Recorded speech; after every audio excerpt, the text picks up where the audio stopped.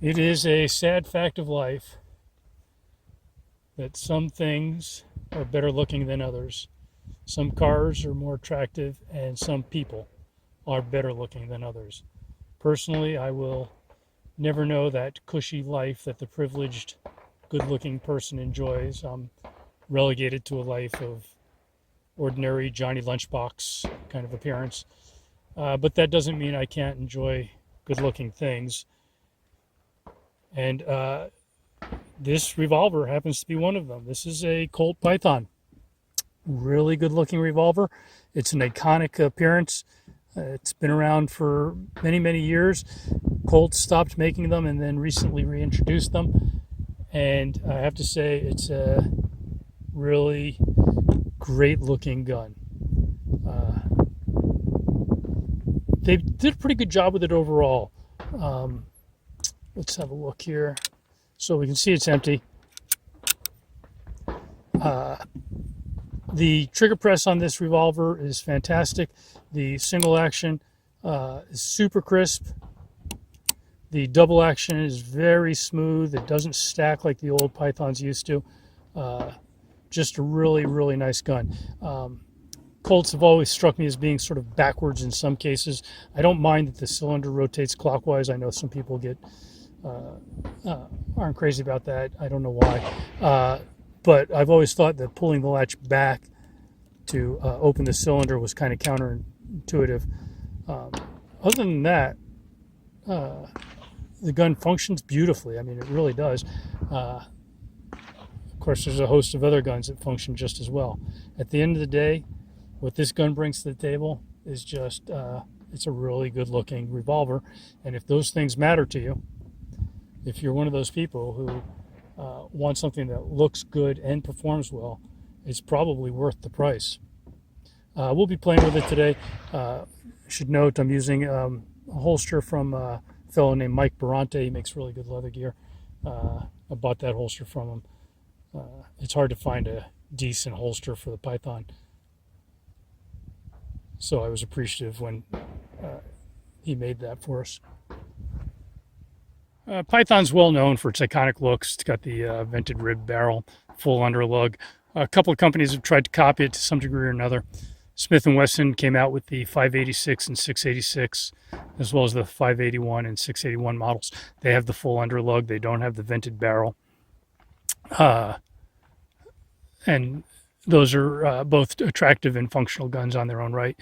Also in an L frame that Smith & Wesson came up with that provides a little more durability over the N frames. This is a little bit larger frame too. It's bigger than a Smith & Wesson N frame. It's probably on par with the L frame. So it's a little bit bigger frame. And it seems to be exhibiting pretty decent durability. I don't have a lot of rounds through this yet, maybe 1,000 or so. And if you look closely, you can see it's about 1,000 rounds without cleaning it yet.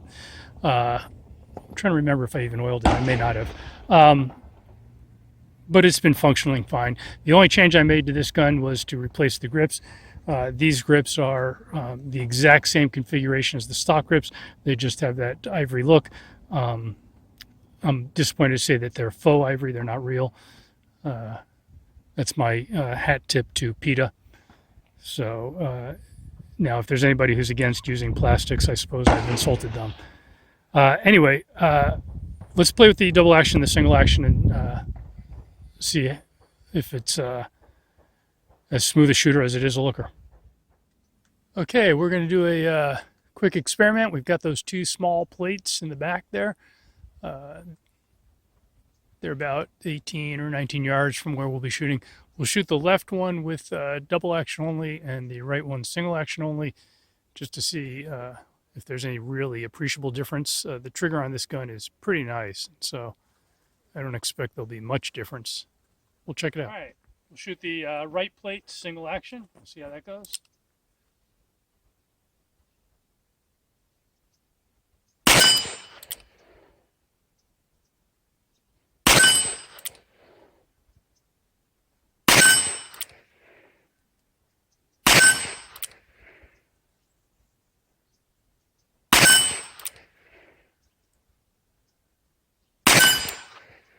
The single action on this revolver is extremely crisp. I can see why people like shooting it that way. Let's load up a few more and we'll try double action on the left side plate. All right, we'll try the double action now.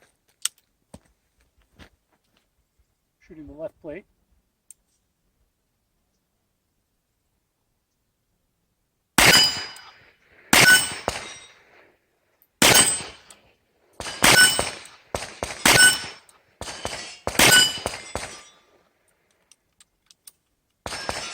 All right, let's go see what it looks like.